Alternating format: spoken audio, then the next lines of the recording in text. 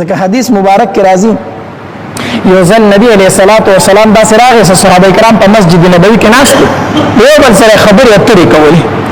نبی علیہ الصلوۃ والسلام ورته فرمایله ک ډېر خپناسه ډېر په سوچ کې ناسه سوچ د څه خبرې خو کولې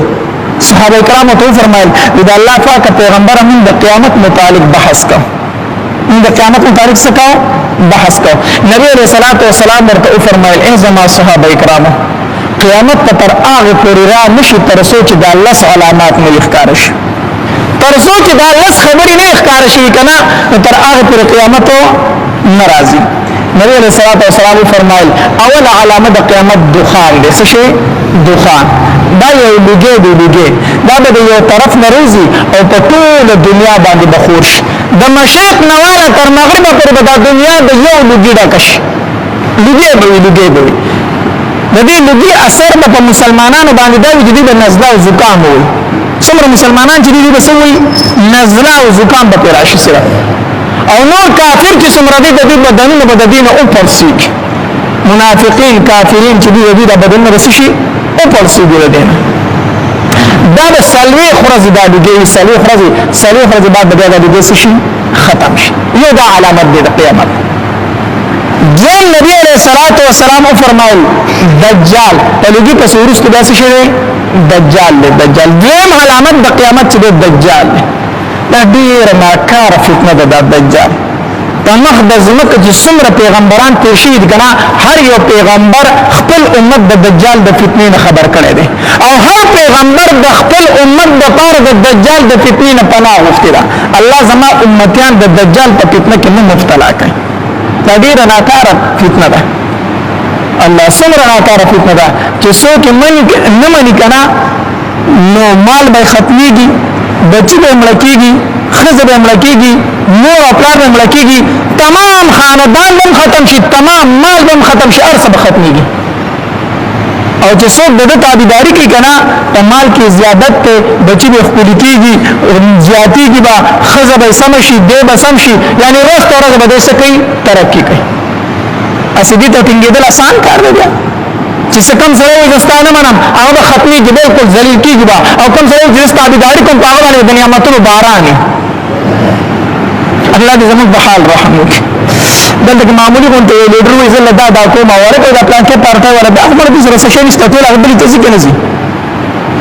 مجدد دجال هر څه په اختیار کې اوستي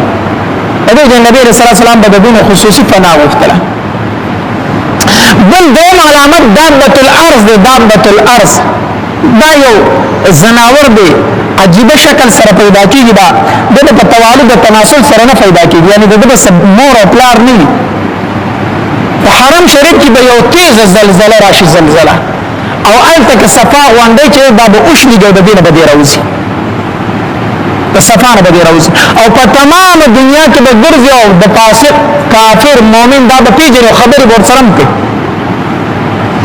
بل علامت نبی علیہ الصلوۃ والسلام فرمایل سلورم علامت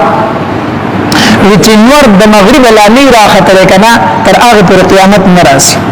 چې تر څو پر نور د مغربا دا نور د مشرق راخته په مغرب فریض کنا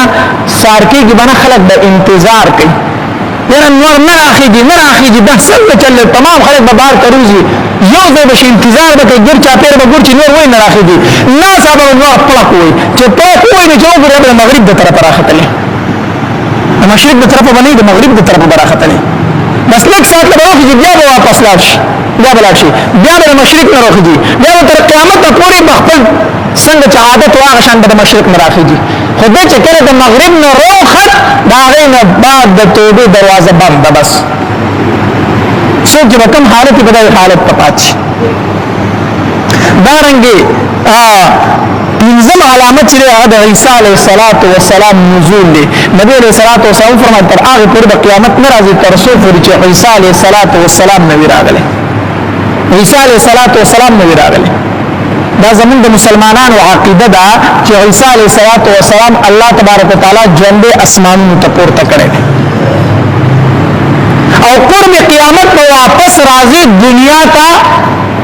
بطور امتی د نبی علیہ الصلوۃ والسلام او بیا د نبی علیہ الصلوۃ والسلام د روزه سره خواته په مسجد نبوي کې دفن کیږي البته دفن کیږي نو د عیسی علیه السلام نزول دی او شپږم علامت نبی علیہ الصلوۃ والسلام فرمایل تر هغه پورې قیامت ناراضي تر څو پورې یاجوج او ماجوج نه دی راغلي یاجوج او ماجوج دا د قرآن ذکر په قرآن کې شته دی ذوالقرنین یو نیک ولی بادشاہ تر شو ذوالقرنین دې ته دیوال کړی دی اوس کوم ځکه دې مونږ ته علم نشته دی خو قرب قیامت پر اخلاصي کې په دې دنیا باندې د دنیا باندې ډېر زیاته په تکلیف پاتې ډېر زیاته په تکلیف پي د دې مقابله باندې کېږي دا الله تبارک وتعالى په خپل قهر سره حالات کې تباہ وي نور شي دا په دنیا کې دومره زیاته دنیا کې به مدبوی خور شي ټول خلک د هغه بدوینه مسکی شي په تکلیف کې شي الله به تیز باران راوړي د سیلابونو راشي د دریابونو تور پاک قسمه کبه نه پاک او نبی علیہ الصلوۃ والسلام فرمایل یوم اتم او نهم علامت چې دغه هغه زلزلې دي څه شي زلزلې قرب قیامت بدري زلزلې راځي درې زلزلې دا ډېر تیز زلزلې وي اوس هم زلزلې کیږي کنه ډېر نقصانات پکې شي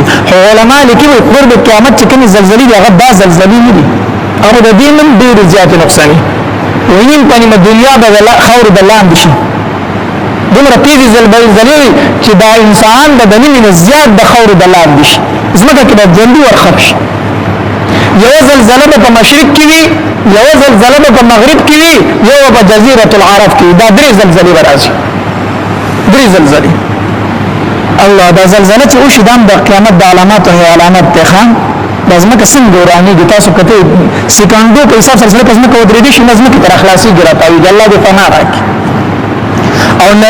لسم علامت چې دی نو هغه د یمن نه د یو چمکدار ور ظهور دی یو چمک وهون کې ور به د یمن نه راوځي او په ټول دنیا به دا ور تاویږي په ټول دنیا به تاویږي او داخله بشری د شام په طرف باندې انت به راغندي او پس دا هغه بیا پر قیامت ظهور دی قیامت ښکار کېدل نبی علیہ الصلوۃ والسلام فرمایل قیامت به در هغه پورې نه راځي تر څو چې د الله علامات دته علامات کبرا لولو علامات ویل